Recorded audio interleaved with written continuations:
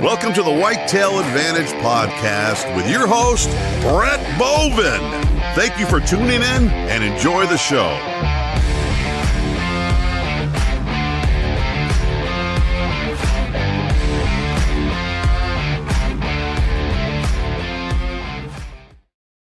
What is up, guys? This is Brett Bovin, and welcome to the motherfucking electronic campfire. And one thing I gotta say, we are back for a day. Yeah, we've been off for a week. Enjoy Easter with our family and friends and loved ones. Hope everyone out there had a great Easter as well. I'm just gonna leave this brief and to the point because I'm excited for tonight's show. Just a couple things. We changed our name, or changed the housekeeping notes to, thanks to Johnny's new name of it, the 10 Ring News. And as of right now, we don't have any 10 Ring News. With that being said, though, I do like to use normal spiel. We are not politically correct on this show. I strongly believe hunting and brotherhood go hand in hand. So we invite you all to haze along with us. Hazing is part of brotherhood. Brotherhood is part of hunting. So it all comes hand in hand together. Now, Sundays is our roundtable type show. It's our laid-back type shows discussing a lot of variety of different topics. Tuesdays our state-specific show. Tonight we're covering Nova Scotia. Now, one thing I want to say, put your core in a slot machine. Strongly believe hunting is a dying sport. It's a dying lifestyle. So please get out there, help share the show, grow the show. Everyone out there that's been a fan, part of the show, listen to audio version, sharing the show. We appreciate each and every one of you. We love you. We have the best fans out there. Now, last but not least, I want to say thank you to all the men and women in the military. Thank you for your service, along with all the police officers, the firefighters, and everyone in public service. Thank you for your service. Now, with that being said, today is Tuesday, April 22nd, 2025, episode 147. We are close to episode 150. We are excited for it. Now, enough of me talking. I invite you all to pull up your chair, gather around the electronic campfire. Let's talk with Shannon, our guest tonight, Dave, and Johnny. We're going to be talking about Black Hawk Down for a minute because I watched it last night. I watched it for the first time in like 4 years, or a long time. I haven't seen it in a long time. And Squatch is not here tonight, so I'm just going to give us a round of applause for that one. For all of us, we're excited about that. Hopefully, it gets all that cum out of his throat. And let's bring everybody in for tonight. Good Dave, God. John. What's up? I just had to put it out there. Mike's busting your balls already. Michael's asking if Squatch with Mrs. Bovin. We're not talking about that on live air. Yeah. We're going to leave that private. What is up, Justin? Who's this right here? This is a new one. William Crossland, coming from HMCS St. John's. Oh, yeah. Well, hello, Williams. Yeah, welcome to the show, William. It's one of our Canadian naval ships. Oh, really? Nice. Nice. See, catching the shows here. Make sure I got all the comments here. Michael's calling people dick. Fuck you, Michael. Just like normal. He's our resident 16-year-old punk kid. Yeah. Michael thinks he's a badass. Yeah. And Then he also has a bedtime, so. Yeah. Leave now if you can, William. Just so you know, Shannon, he's going to ask if you've ever tried possum. Just be aware. Okay. Yeah. Let's just ask it now. Fuck it. Yeah. No, have you ever had possum? I have not. I would try it, but I haven't. No. Yeah. So there you go, Mike. There you go, Mike. You can now go to bed. Yeah. Yeah. Here, let me test his mom real quick and get him in bed. Hold on. Yeah. Tell her Teletubbies is on. That's right. Bitterroot commented, Squatch cum gargling sounds about right. Holy shit, Brian. Going hard. Well, Squatch likes it, apparently. Yeah. But I will say I listened to his podcast Sunday, and he released it with his wife, and it's actually really good. Yeah, I just started episode 2, which, by the way, if you're looking for another episode outside of Whitetail Advantage, go check out Brian's podcast, Twilight Hunters Podcast. Yeah, I just started the second one. William asked here, Shane the Powerhouse Cunningham. He also commented 16 past his bedtime. It is 8:35, so go to bed, Michael. 9:35 here, so or even later. Man, Well, John, do you have any hunt, befriend, or kill anything tonight, or no? I do not. I have been busy with my little side project that I have going on that you guys all know about. That we don't know about? That you do know about. Oh, yeah, I know what you're talking about. Yeah. Okay. So that is like I got back from spring break and that's just been going crazy with that. So next episode, I promise you I'll have it all done. It's up to you, brother, if you want to do that segment or not. If anyone's out there curious, I'm just gonna spill the beans on his side project here. It's he's you ever seen the movie The Neighbors where they make silicone under the dicks? That's what he does. So he's got to inflatuate a long one because he's got a micro penis. Yeah. Yeah, you don't hear anyone denying that one. Shannon, welcome to the show. I'm sorry. Yeah, enough talk about we gotta say hi to everyone watching, tune in for the show. We gotta give the bantering. It's an all in love in atmosphere here. It's a brave place. Okay. Sure. Yeah. Enough actually, of that PC that bullshit. brings up about the silicone one there. My wife actually one time as a gag, her and a friend's ordered one of those called a clone a willy. You're supposed to make a mold of your pecker. So anyway, she's bugged me for years to do it, and I said never would because I know knowing her, she'd have it into work, sword fighting with the other girls, showing everybody is like not a chance. No, that would not look at my lightsaber. Yeah. Squatch did it look deformed. They would probably go, you missed half of it and then it get stuck. It came out like a weird J type thing. Bunch of bumps and everything all over it. Yeah. Yeah, that herpes sucks, man. Oh man. That's what I told him. He said, yeah, it does. The dip that keeps on giving. That's right. All right. So Brett, where's our guest from tonight? Nova Scotia. Let's go into that. Why don't you give a little background about yourself?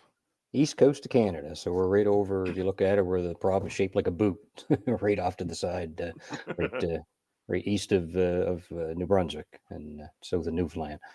But no, small province, but we have a healthy whitetail population here for sure. So. Oh, really? Yeah. Very nice. And for whitetail, they weren't native in Nova Scotia either. Even a lot of people here that don't realize that. So it was like late. Really?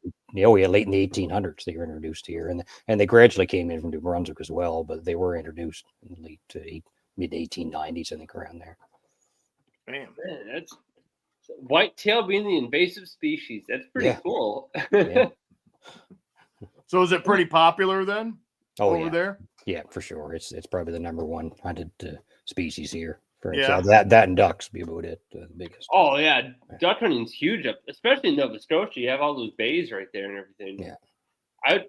You think of Nova Scotia, you think of mostly fishing. Well, at least I do, anyways.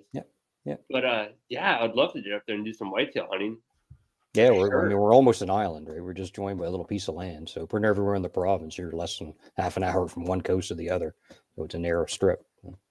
Man, that is awesome. Shannon, I know you're a big fisherman. I know you love camping. I saw on your page, you do a lot of camping, and I noticed that I can't remember the date. I'm just going to say last week or so that you were speaking at a Bass Pro event. Yeah. How was that? Yeah, my wife and I, when they were bringing Cabela's in, that's when Cabela's and Bass Pro were two separate companies, and they were going to put a store here in Nova Scotia. And so the corporate people called me up and wanted us to take my wife and I out for dinner and talk about what stuff to bring into the store and just pick the brains of somebody that's in the industry a little bit, right? So we went out, and then they asked us to be pro staff, so we accepted. And I think it was like the day before the store was set to open, or very close to it, Bass Pro bought out all of Cabela's. So now they had this brand new store full of product, and they couldn't open it because they were talking about closing Cabela's at that time. So anyway, they decided to make it one of the first Bass Pro Cabela's combination stores. And so we stayed on as pro staff with them, and then we kind of do the Cabela's, Bass Pro, both brands for the store. And it's a great gig for us because it's it's 10 minutes from our house. they pay us in gift cards. We were going to buy them everything at the store anyway for our business and things. So might as well get paid to go in and talk hunting and fishing and then buy it back again. Yeah, I don't know how you do it. That would suck so bad. It would just Right, suck. man. Yeah, that sounds terrible. I mean, as soon as this job starts paying a paycheck, I'm out. Well, you'll be here forever, Johnny. That's right. That's right.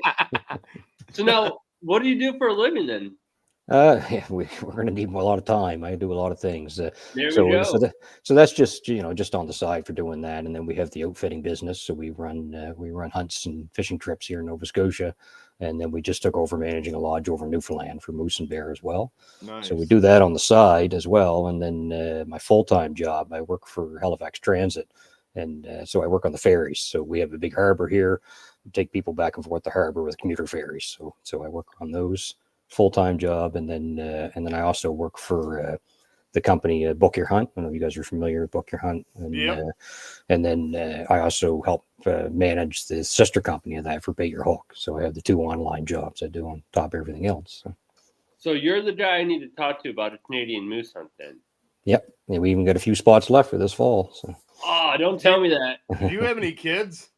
I do. My boys are both grown. I have a 29. Oh, okay. Because I was just trying to do the math in my head with all the shit you're doing, and I'm like, yeah, there's no way he's got little kids. No, my oldest is 29. My youngest son is 23, I think, and nice. my stepdaughter's 16. So she's still at home. So Yeah.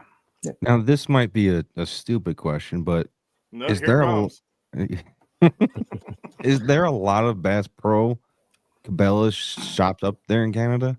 I wouldn't know the full number, but there's a lot of the provinces have them.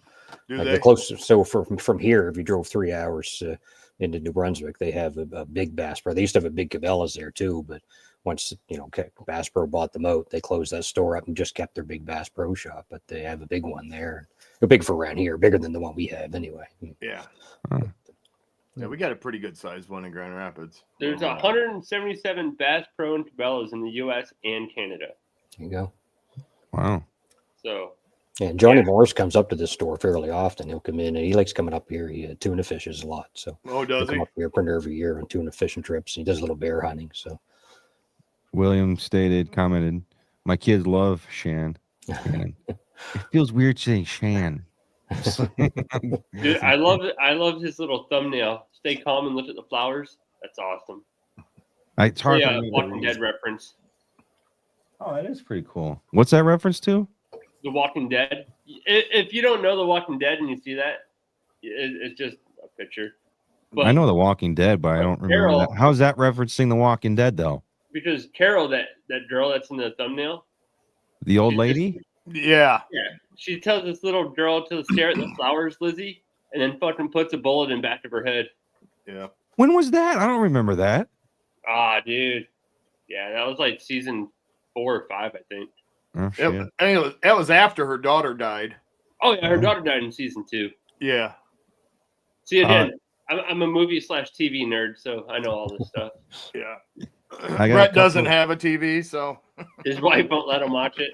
yeah. Yeah, no As shit. soon as the news comes on, the cartoons get shut off for Brett. Yeah. I got Come a couple on. of questions for you, Shannon. The first one here is from Bitterroot. What would a moose hunt cost to come do? for us, for our lodge, our 2v1, meaning to be 2 hunters worth a guide, but it's per hunter, is $6,500 US. And then if somebody wants their own guide, because the guides normally guide two clients at a time, so if they want their own, then it's $8,500. And what we're doing a special right now for this season and next is usually $1,000 extra for a bear tag add on. But dang! But we're doing it for $500 US on top of it. So $7,000, you can come up and hunt moose and bear in the same week. Now, do you flip a coin for who gets to go first when you guide? For the 2 guys, yeah. If they got to work it out themselves or whoever can get the opportunity, You just shoot the other guy. Yeah, there could be a fight there, I think, especially a big bull. Yeah. Oh man. There's Now is another- that rifle, or can I bring my bow up there? You can do bow as well, but the Okay. only spots we have left for this year are late October, so the odds Oh. of coming to call are going to be a little slimmer by that time. So it makes it harder for a spot and stock on them. So Mhm. There's Next another- year, I'm going to try to do a moose hunt. This year, I'm booked up solid for hunts.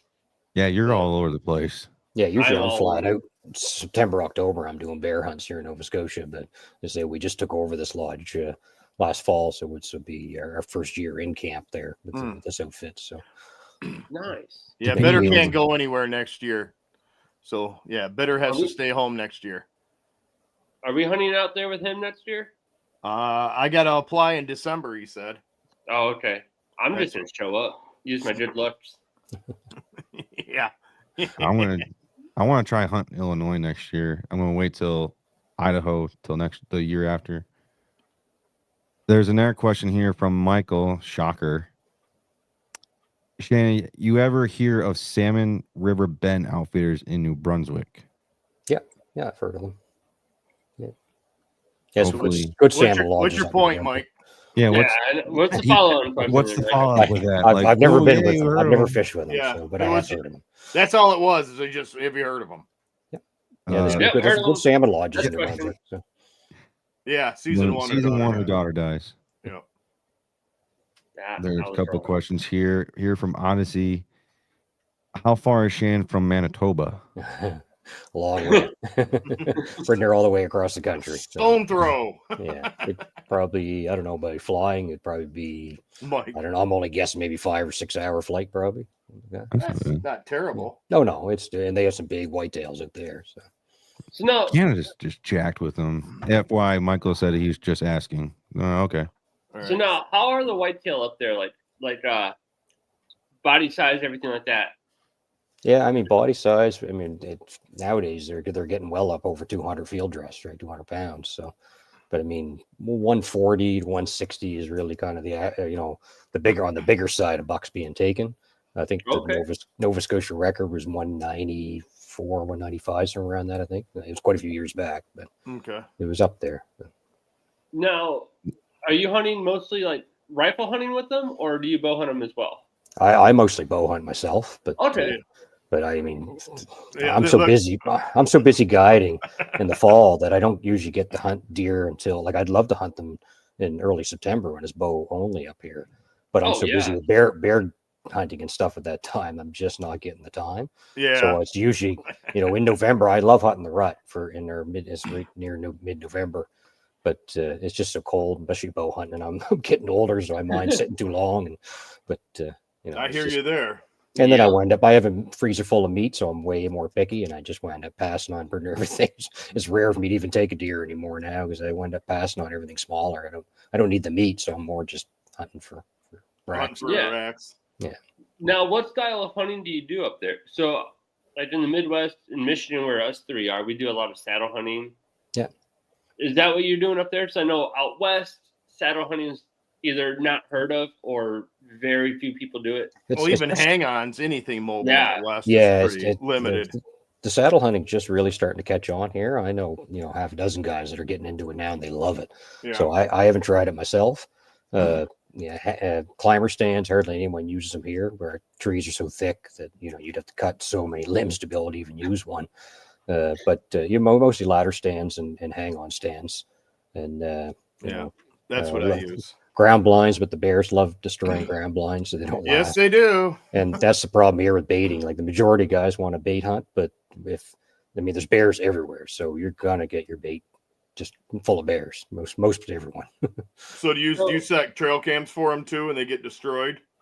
Oh yeah. I usually map my trail cams high because I'm baiting bear sites too, right? So even my deer sites, I usually put them 10, 12 feet up and angle them down. Yep. They still get them, but not as often. Yeah. I don't know what it is about trail cams. They just love them. Yeah.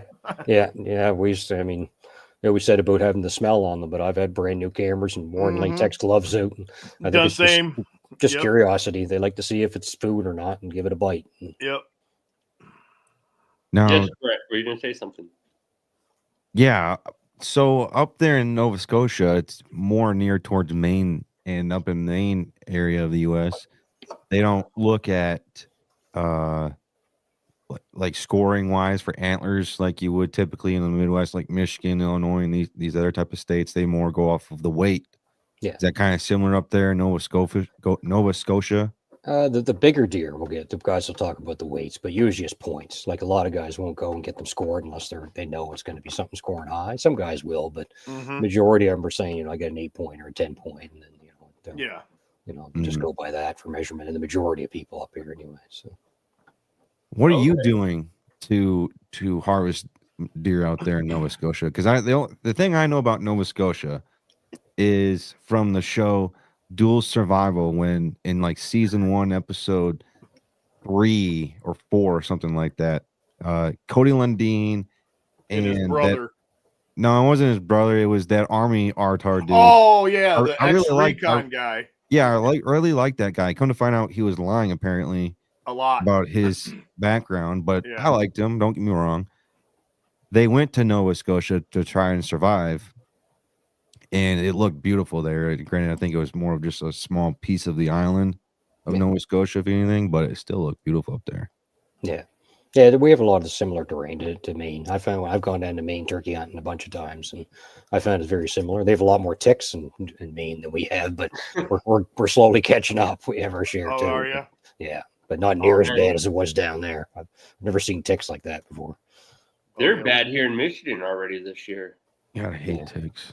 Yeah, I picked a few up already this year. But back to my question, how are you dealing? Like, how are you trying to look for deer up there in Nova Scotia, and what are you trying to do to be successful? Yeah, I like mixing my hunts personally up, and same way. Like I usually only guide a week a year for deer.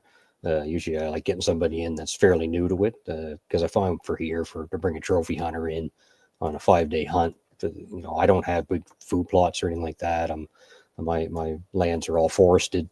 So I put some bait, like I have minerals out right now. I have trail cameras on those, so I kind of get a feel for what's in the area.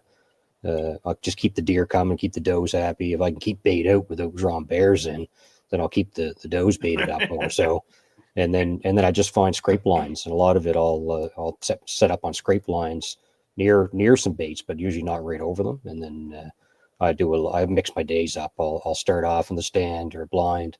I'll do 2 or 3 hours of that, and then I'll get out and hike around, do some still hunting, right? Just moving around and following scrape lines, and especially that's what I love about the red. I'll follow those scrape lines and get the grunt call going. And that's the majority of deer I've taken that way, way more than out of a stand. And then I'll finish my day off usually back in the stand when I get a little tired of hiking. Yeah. So what's the terrain like for people that have no idea anything about Nova Scotia? It varies. It could be, a lot of it's really boggy, thick terrain. We have a lot of big clear cuts and stuff here, so you get big choppings and things, which the deer love, but they're tricky to hunt because they'll bed down right in the middle of them, and you're not sneaking in on those choppings on those deer. Yeah. So they're tough to hunt that way. So, but it's great for them because they get the new shoots coming up, tons of feed for them. So, what's your archery setup like? Mine, I have an elite hunter there you compound. And I have it set to 73 pounds, I think, something like that. And it's a little too heavy, but that's just what I got used to when I started with it and just stayed at it with it since. So. Yep, until you can't do it no more. Yeah. Be like Brett and pick up a crossbow. Yeah, I picked up a crossbow this year. I haven't hunted with it. I only fired a handful of times at the range, but I like to get it out and try to shoot something. Usually any weapon I get, I got to kill something with it just to say I did. So, of course. Otherwise, what's the point of owning it? Yeah, Brett. Yeah. I got 2, and I'm not getting rid of them. What the fuck's that supposed to mean, bitch? You have guns, right? I got guns. Yeah, you ever kill anything with them? It's a handgun.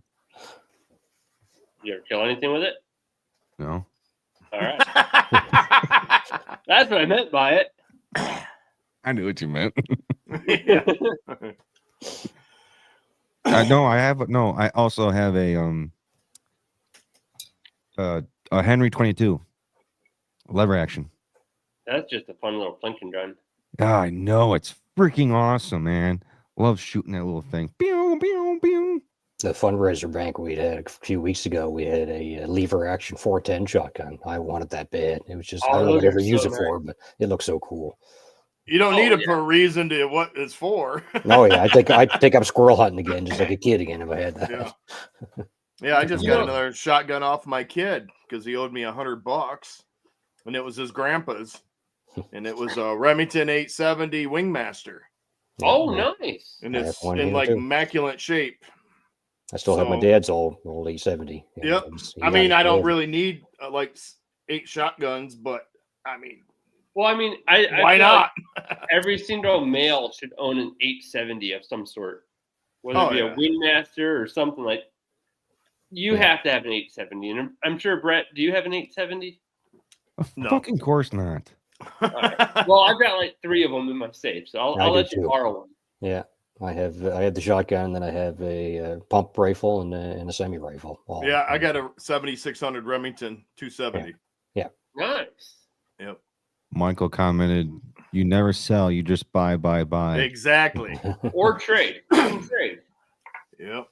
Yeah, I used to trade a lot when I was younger. A lot of guns. Same here. Yeah, and then a lot of them I regret. I look back at now and I wish I had them back. Some of the ones I let go. Yeah. Michael asked if I got a Benelli. Does that count? Is it a shotgun? I assume Benelli, yeah, shotgun. So yeah, it counts. Yeah, but he's got like a super Black Eagle too, I think, is what he was saying. Yeah, he's got. Yeah. What? What in stock? Whack and stack. Fucker was flawless. Anyways, now I'm waiting. I'm just trying to see if he'll respond. There's another question there from Bitterroot. How is the timber harvest in Nova Scotia? Are there good clear cuts and edge habitat to hunt? They vary. They do have some, but most of the time, I mean, now they're getting more into of the biofuels and stuff. So they're starting to clean up the choppings a lot more than they used to. Years ago, they just took the heavy stuff and left everything else. So they're a nightmare to try and cross on foot. But now it seems with all the biofuel now, they're mulching all of it and cleaning it right up. So, so it makes it a lot easier to be able to hunt those choppings and stuff now, those clear cuts. Now, when I tried looking for Nova Scotia's hunting book packet online, like all the states here in the U.S. have, I couldn't find shit. Yeah, that should be. It's online there. Yeah. Well, I went to this one page, and every time I click on the 2024 regulations, it says the site was closed. Oh, you know what? They just changed the site over because they're upgrading it. So they're just doing that here like a week or two ago. So I don't know. They have all the bugs worked out on it yet. I haven't gone on it since they've done the new upgrades. So. Well, fuck me. I can't get any information then. Well, we're hoping to get online licensing here. We have for fishing licenses finally because of COVID, but we still don't for hunting. So you still have to go to a store and physically buy a license every time. Oh, no kidding. Yeah, and it's a pain. Go ahead, Brett. What? You just get it for turkey, but you haven't gotten for deer? Who? Shannon. For me? No, we don't have turkey here. No, but you say you have something. Oh, for fishing. Yeah, fishing. So you have it for fishing, you just don't have it for deer yet. Yeah, two separate departments here in this province. So one, like I say, they kind of fast tracked the fishing one because when COVID hit, it seemed like everybody and their dog suddenly took out fishing. So they were getting a push for it, and you weren't allowed to travel or go anywhere. So they were trying to find a way to get everyone out still. So they started selling them online right then, and then it's latched on since. But yeah, see, it went totally opposite here. Like, my God, everybody got locked inside. We weren't even allowed to go out on the Great Lakes and go fishing. Yeah, we were the same for a while. I meant as it's starting to loosen up, everyone seemed to take up fishing because they weren't traveling anywhere. So everybody just looking for something to do outside. So but a lot of people here, at least I know in my area, are rebels and we're like, fuck you, this COVID shit's fake. And they'd say, don't go out on your lawn unless you have to go outside. Bitch, I was running around outside naked. I don't give a shit. Tell me what I can and cannot do is America. I'm free. So, like, I'm not going to get started down that rabbit hole because I'm already in a fucking mood today. We do have online deer registration, though. They did change that over time. Oh, did they? Well, because you used to have to go into a gas station. What was left open? You're hunting way out in the middle of nowhere. By the time you drove out to the local gas station, there'd be some 16-year-old girl working. Now she's coming out with 3 grown men drinking beer and looking at the back of the pickup truck at a bloody deer to see if it was antlered or not, right? Because they had to check them back in the day. And these stores are making, $2 or $3 for every one of these they're registering. So they're all giving it up. There's nowhere left that would even do it anymore. So they didn't want to deal with them. So they had to do something. So they went online finally for that. So William commented, government not the greatest for hunters here, in my opinion. Assuming that's what he meant. Justin We didn't say the same thing here. Our forestries were full during COVID. When they're coming here from Walkenstock. Same during COVID. I still guided the Pure Marquette River. Wasn't supposed to take people fishing. Does done hurt anyway? How? That's Dan's son Tanner. Isn't that Wackenstack? Yeah. A Wackenstack. I mean, yeah. He's a guide fisherman, salmon and fisherman up by Baldwin on the Pure Marquette. Oh, okay. Okay. Yeah, So it was a tough time for guides. Like, yeah. you know, like, I mean, nobody was traveling, so it was a tough time. We had a lot of guys that were booked in and, you know, wanting to know how they could get here. It put us back probably 3 years before we ever finally could. Yeah, it's Tanner. Lives down in Ohio now. Well, I think COVID, like, let's talk about that for a second. Here in Michigan alone, I'm just going to talk about Michigan. The hunting numbers were going rapidly down. COVID hit. It went up for like a little bit for that year, and then it went steadily back down. Like in 2020, that COVID year was an outlier. Yeah. And people went outside hours because they couldn't do anything. So you went out and enjoyed the outdoors. And in my opinion, let's say 20,000 people got back, quote unquote, got back into hunting, fishing, and outdoors. And in my opinion, maybe 100 stuck with it. Maybe. Yeah, I would say probably it wasn't a lot. No. Did you have anything similar like that up there in Nova Scotia? Yeah, we had, my wife used to belong to a women's hunting group, and they started a mentor program. And the idea was to mentor kids coming into hunting that might not have adults that, you know, in their life that did hunt. So they wanted us to be able to step up and volunteer to mentor. So a bunch of us all signed up to do it. And it turned out the majority of the people signing up weren't kids and stuff. They were all middle-aged folks that just wanted to start learn to hunt and stuff. Never had the opportunity, right? So that was the majority of the ones we were mentoring. We're all adults, which, you know, was great because then you just made hunting buddies over time too, right? So, hey, someone agreed with me. Where'd it go? No, they didn't. They did. Whack and stack. They agree with me. Yeah. Hey, Tanner, I'm telling your dad. I'm a genius.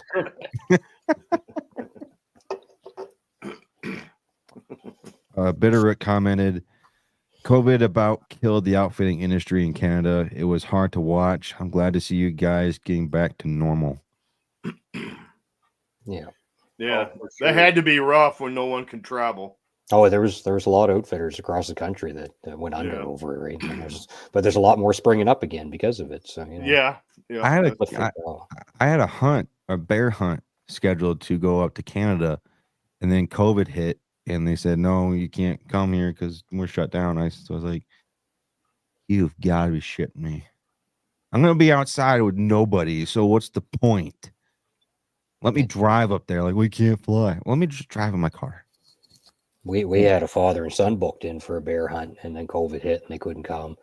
And then went on for like 2-3 years. Of the year they finally loosened it up, and these guys were set to come the day before they flew up here. They both actually caught COVID and couldn't travel, not because of restrictions. They're just both too sick at the time. So they just finally pulled the plug. He said, "Look, we're not going to make it." It was too bad. It was 4 years trying to get them up here. It worked out. Man, that does suck. My wife, she got COVID twice. I had a friend of mine that got COVID twice. I used to live with my wife. I never got COVID. Now around my buddy, when he had COVID, a couple days later, found out that he did have COVID. I think I was one of the individuals that would carry it or just didn't show any symptoms of it because I never got sick from COVID. Because you're a ginger, you don't have a soul. Good point. That is a really, really good point.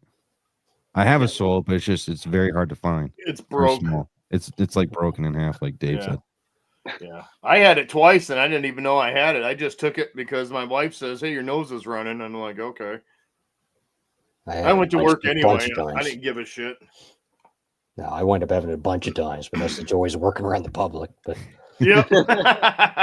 Well, the first time we were down in Reno, Nevada for an SCI convention, and everybody that was down in that convention come home deathly sick. And COVID at that time was just starting out. It was in China, it was parts of Europe, but it wasn't really known it was in the US yet.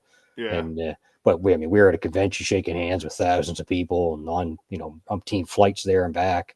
And both of us got down deathly sick, and everybody we knew had it.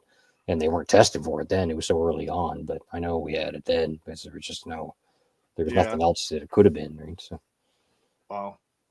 Now, what are the tags like then for individuals that would want to come up to Nova Scotia and hunt? Did you mention that earlier, or? No, I don't think so. So, the way our province is divided into 7 zones. So they split it all up, and now each zone has their own set of rules for if, some are antlered or antlerless deer. You can take either or.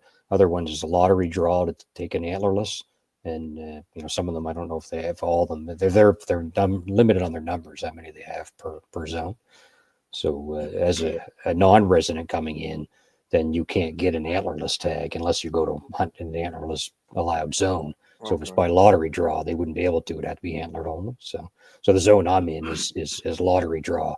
I put in every year for it. I got drawn last year. I have no intentions of taking a doe. I haven't shot a doe since I was a teenager. So I just take it, and I just like, you know what, you never know. Like put in. Yeah, that's true. Yeah. Now, the regulations for you same as like Canada for like somebody non-resident, where you basically have to have a guide. Yeah, any non-resident has to have a guide. For hunting. Fishing, you can come in without a guide, but hunting, you have to have a guide. So. Yeah. And they have a thing here, you can actually get a special permit to guide.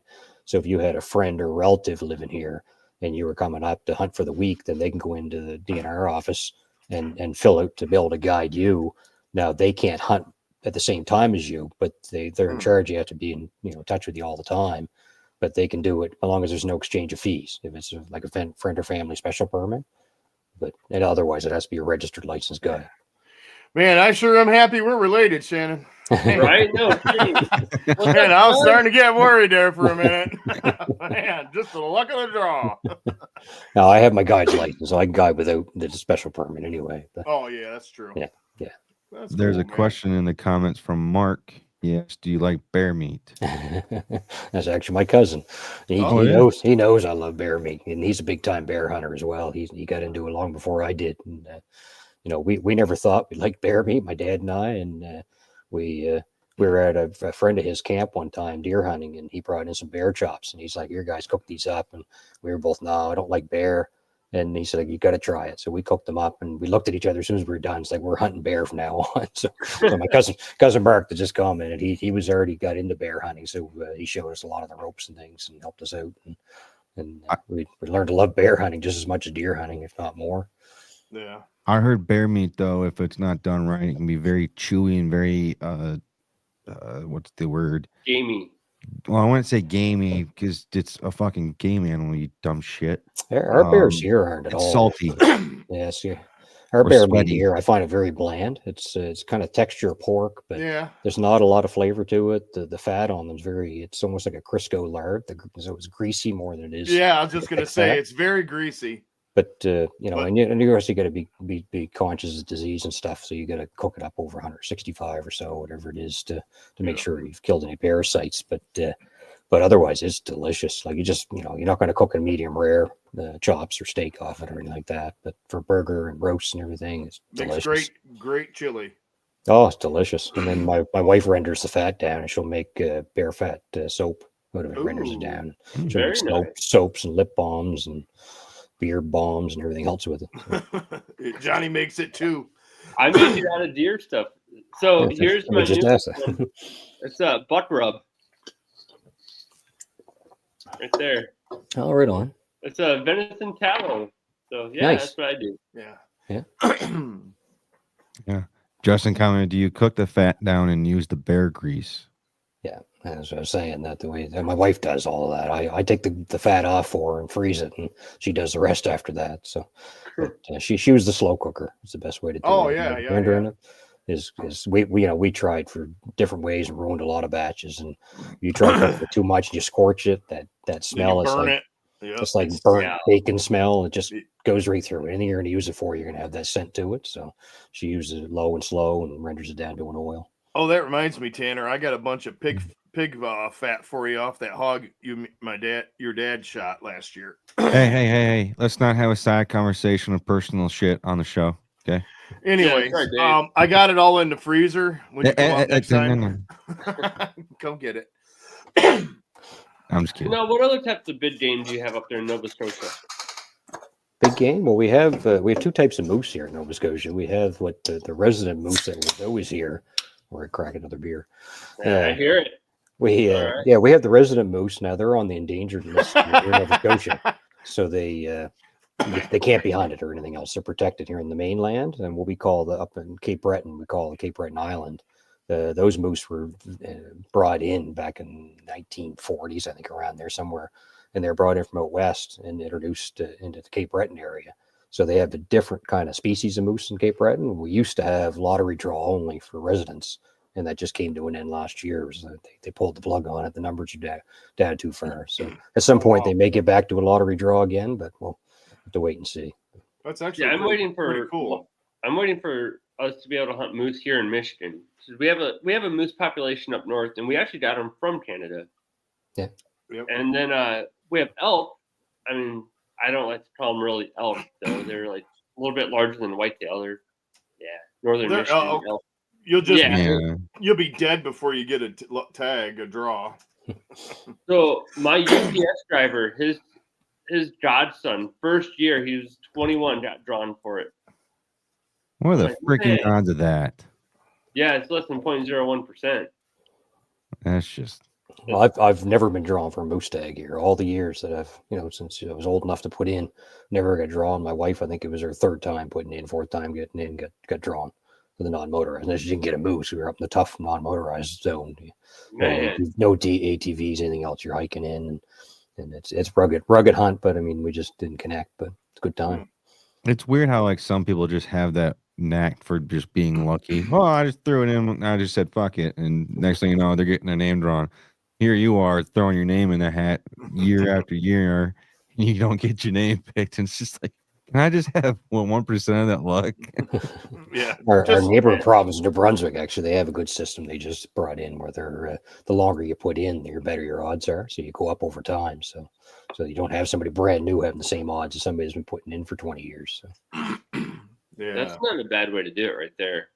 Better commented. So interestingly enough, you can hunt moose in Nevada, but not Michigan. LOL. So you know about that? Last year, Nevada had their first moose draw, and it was 2 moose tags that were issued. And one of them was from, I want to say, a 12 or 14-year-old boy got drawn. Yep. Yeah. And it was unbelievable. So many outfitters were like offering to take them all out to hunt. I mean, crazy to think about. Yeah, that's just for the fact that you're that young and be able to have that type of hunt. That's special. Don't take that for granted. Whack and stack. Dad had 13 to 14 points before he drew bear tag in Michigan. Yeah, he did the Lake County one where it's up to like 14 points now before you can get one. Yeah. See, I drew for up north. I think I had like 4 or 5 points when I got drawn for that, but I mean, up north is fairly easy to get drawn. Yeah, Baraga in Manistique area. I mean, you can have 2 to 3 points and be guaranteed. Yeah. As long as I get a bear, I just don't care where I go. I just don't want to eat. Yeah, absolutely. So now you do a lot of fishing then, Shannon, too, you said? Yeah. What type of fishing you do? We got speckled trout, we got striped bass, smallmouth bass, chain pickerel, and then we have saltwater fishing as well. I mean, there's yellow perch, white perch. There's a ton of fishing. You do a lot of like offshore ocean fishing then, or not really. I do some. I just have a small boat, rib that I take out just out the mouth of the harbor, and we do usually July and August when it gets too warm for trout fishing and things. And we'll head out and do some saltwater. We'll go after flounder and mackerel and pollock. It's just nice, a little cooler on the saltwater side. And flounder's one of the few fish I'll actually keep and eat. I'm not usually one to keep too many fish. I'm more catch and release fly fishing and. Yeah, the flounder I'll keep everyone I catch unless they're too small, but I love them. They're delicious. Yeah, I mean, we got some decent salmon here, fishing and trout, stuff like that. But yeah, flounder I think would be so fun to fish for. Yeah, we only have a handful of rivers of salmon here, and it's all catch and release only anyway for our salmon. But oh, really? Yeah. But Man, Bitterroot asks, there you go. Do they have a spring hunt? not in my province. We're the only province in Canada that has a bear season that doesn't have a spring bear season. So anyone that already has a fall, they have a spring as well. So we fought hard for it. We came close last year, and it came right down. The government put it out to a public opinion poll, online poll that anyone could fill out. And it was close. It was like 51-49 or something. It was really close. But the politicians went with the nays and shut it down. But I hear it's not a done deal yet. There's a lot of issues with bears here, a lot of nuisance bears and things, and our bear numbers are high. So they just need more of the science to prove the numbers. So they're doing the studies, collared bears and scat samples and things to show more that is needed. Michael asks, do you do any pheasant hunting or anything, Shannon? Yeah, so I grew up in a farming community, and we had lots of farmland around, and I grew up, cut my teeth on pheasant. That's what one of the first things I was hunting when I was young. So I'd still go back and do it, try to get it a few times a year anyway. But we have some great pheasant hunting here. That's cool. That is pretty sweet. My dad's best friend, Mike, he loved pheasant hunting. He's into fishing now, but back in the day, all he did was pheasant hunting. Yeah. There used to be a lot of pheasants around here, though, back in the 70s and 80s. Now there's just... We did a lot of pheasant hunting when That's what I'm saying. Back then, they were doing it a lot, but then they just kind of like disappeared, and they just stopped doing it. Our pheasants numbers took a hit. Is what happened was they discovered that eagles love dead chickens, so the farmers throwing at the dead chickens, and it turned into everybody coming out to watch all the eagles. Well, once they had that food source, they just blew up. Their numbers for bald eagles went through the roof, and of course, they're not just eating dead chickens; they're hunting and fishing too, right? So yes. Pheasants are, they're probably on that diet of bald eagles right now. So the numbers have taken a hit before. Yeah, we got quite a few eagles by us. Man, I was out in Nebraska doing some duck hunting, and we had like maybe 30 minutes into it, and we started seeing a couple bald eagles, and one of the guys that was guiding us was like, "Oh, we're done, pack it up." Yeah. We're like, "What?" Man, those eagles would come in and just take out the ducks. You'll shoot one, they'll fly down, grab it, and they're like, you can't even hunt them anymore. It's not going to be fun. When we field hunt ducks, we'll get that a lot. They'll start circling, and they'll know they're decoys after a bit. They'll come down, but then they just hang out and wait because they know you're drawing ducks in, and like you say, you're done. If they're hanging out, the ducks ain't coming in. Yeah, no, they're not. Yeah, they're smart too. I had 2 years ago, we were watching this lake edge that's by our house where it was just frozen around the edge. My kid noticed there was blood all over the side of the ice. And he's like, what the hell is that? And I go, I don't know. And then the seagulls were catching the fish and pulling them up and eating them on there. Well, then if you sat and watched long enough, the eagles were all in the trees. So they were letting the seagulls catch all the fish, and then they swooped down, scared the seagulls off, and took the fish and went up in the tree. They didn't have to do anything. They were just sitting there waiting for them. Do all the work and come down and snatch their food. Here's a fun fact.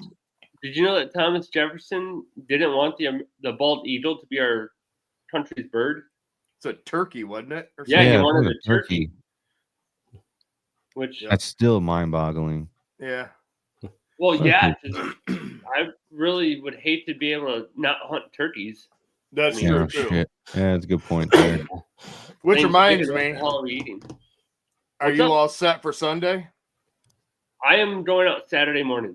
So I'm going to go out Saturday morning bow hunting. Brett all set for Sunday morning. Are we doing hunting? Yeah, his starts. He's not going Saturday. He's going Sunday. Mm-hmm. I need a gun. Huh? No, you don't. I need a gun.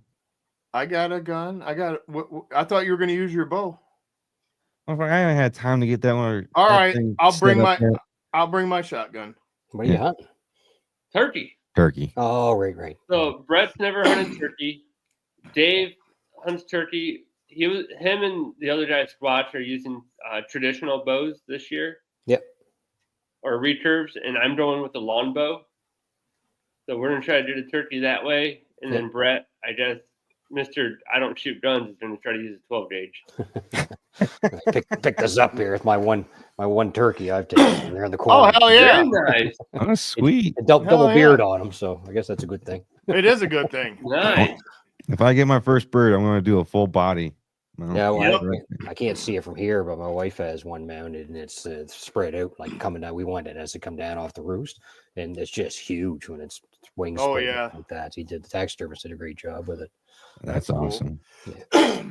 The only time I've ever seen a turkey do that was early season deer season. I was up in the tree stand. I got up there really early and went in after work, sat in and kind of fell asleep in the tree stand. And there's a turkey roosting right above me. I didn't even know it. And man, that sun came up and it crashed out of there and flew down to the ground. Scared the shit out of me. My first They are turkey hunt. not graceful at all. Oh yeah, my first turkey hunt in Maine. I'd never seen a turkey before. We don't have them here, right? And so we hired a guide, and he's sitting a little ways away from me, and we're sitting there watching this field, and they were coming down off the roost, and they were just watching them go down across the field, gliding down. I was like, are those turkeys? I don't know what turkeys look like when they fly down off the roost. It was news to me. So. Well, Shannon, we're wrapping up here with the end of the show here. It's called Rapid Fire segment. We got 6 to 7 questions for you, okay? Okay. First one, besides hunting and fishing, we know you love fishing. Do you have any other hobbies or interests? I play hockey a few days a week. And, Oh, shit, yeah. goalie. So. Oh, shit, yeah. Yeah, and then I do a lot of backcountry canoeing and camping and things like you just mentioned earlier there. So. Yeah, I saw that. Your setup looks pretty fucking sweet. We'll say that. Yeah, we have a couple wall tents, move them around. Lots of canoes and kayaks and things. Very nice. What animal is on your bucket list to hunt? Oh, probably. I'd love to do an elk by horseback hunt sometime. Probably one on the bucket list. That'd be sweet. That would be cool. What is an animal on you want to try eating? Oh, apparently possum now. I heard I have to try it. So. I say it every time. I just feel like you're eating shit if you're eating possum, in my opinion. What has been your favorite state or province that you've hunted? Oh, Let's just say I haven't really traveled a lot to hunt. Like most of my trips are fishing, but what's your favorite place you've gone for fishing? Oh, probably Thailand. My wife's Oh, born. really? My wife's wow. born in Thailand, so I've done a couple trips since we've been together, and That would be fun. we put fishing into it every time, and it's a lot of fun. Now, what are you fishing for in Thailand? Oh, I wouldn't know most of the species. We go to a lot of the places we go to the fishing resorts, and they're actually they're stocked lakes they have, but they put all these exotic species in them. So there's fish that you can't catch, most places in the world. And if you ever seen River monsters. River monsters, he catches the Yeah. big giant arapaima. It's like 500 Yeah. pounds or something. I fished that lake, and that arapaima was still in that lake. Of course, Really? everybody's after that one, this big 500-pound fish. But I've seen a few guys hook some big ones. They weren't that big, Yeah. but they hooked. I didn't. So they got stingrays in the rivers too, if I'm not mistaken. Oh yeah, they got freshwater too. stingray. Big ones. Yeah, when you catch them too, like this, the tail on them is long, and they got to hold it with the big spike on that. So Yeah. it's all catch and release, right? Where it's stock lake, then you're going in, you get right in the water with them, and you get your hero picture with the fish, and they spray it down with iodine, and away it goes, because they're the fish with their money, right? So Yeah. That would still be cool to catch one. Hell Oh, yeah. yeah. No kidding. Although my luck, I would throw a line out there and not catch a single thing. I'm the world's worst fisherman. You're the first one to say it. What is the top state you want to hunt or fish in? getting back and say elk by horseback, I'm thinking maybe like Montana, somewhere around there, maybe somewhere up in the mountains. I'd love to try that sometime, maybe some point. Last 2 questions are kind of serious. If you could pick anybody, you get a family member and a non-family member to go on a hunting trip or a fishing trip or share a campfire with one time, who would they be? Oh, I'd have to take my wife. I'd get shot otherwise if I didn't take her. So. Smart man. Now, what do you think we as fellow hunters could or should do to improve the hunting community as a whole?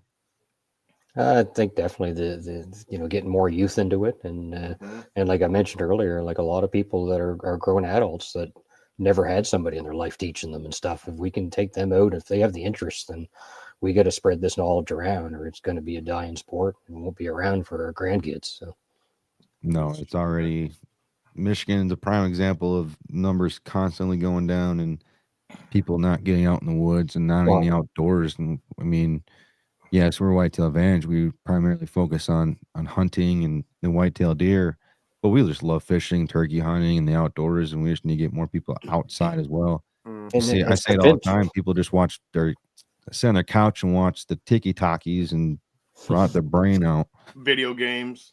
And that's just it. You got to convince the non-hunting public of why we do it, and you might not convince them to hunt, but you got to convince them not to be against it either. So that's why. That's true. We show them here what we'll do with all the meat and things. People say, "Oh, you can't eat that much meat." Well, we make it into meals and donate it to the shelter here, and then show people this is being used. Like it isn't going to waste. It's all going to use, and it's not just us eating all this. So it can benefit others too. Yeah. Well, Shannon, thank you so much for coming on the show, brother. Yeah. First, I want to start off and we'll end it with you. Dave, how can people reach out to you and follow on your journey? You can follow me, of course, on Sundays and Tuesdays on the Whitetail Advantage. I'm on Instagram, Facebook, and YouTube under PSE Mobile Hunter. Johnny?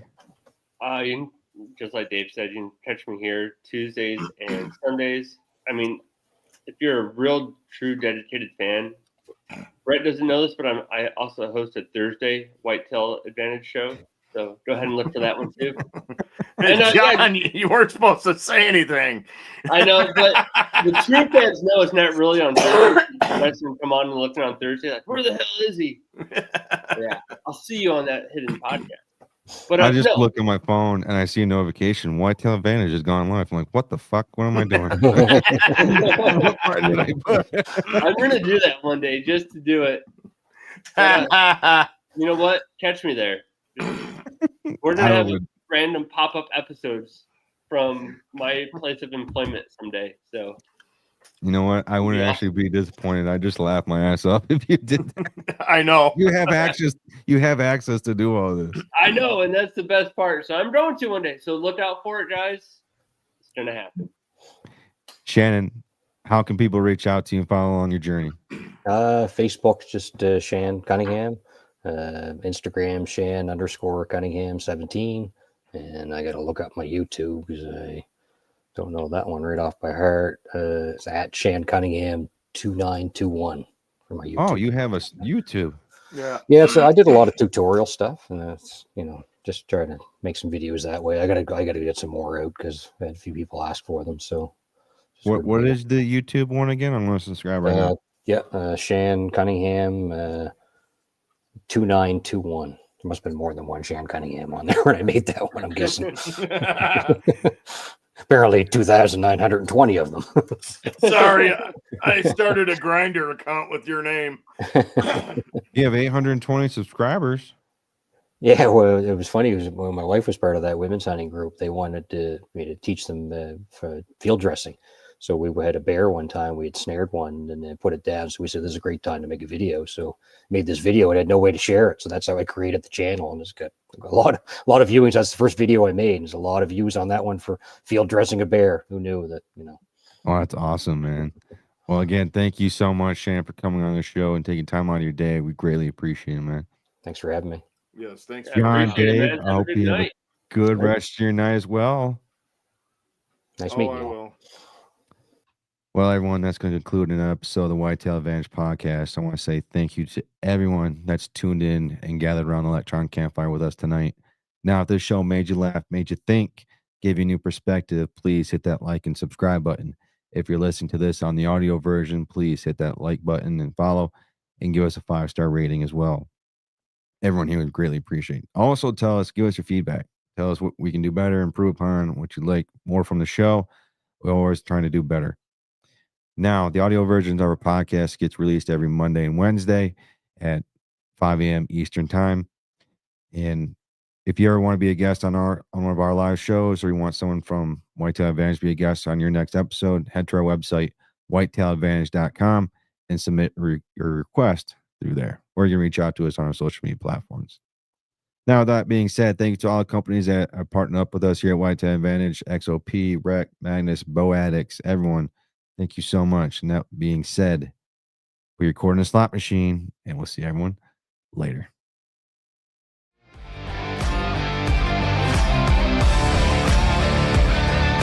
Thank you for tuning in to another episode of the Whitetail Advantage Podcast. We hope you enjoyed the show, and we will see you next time.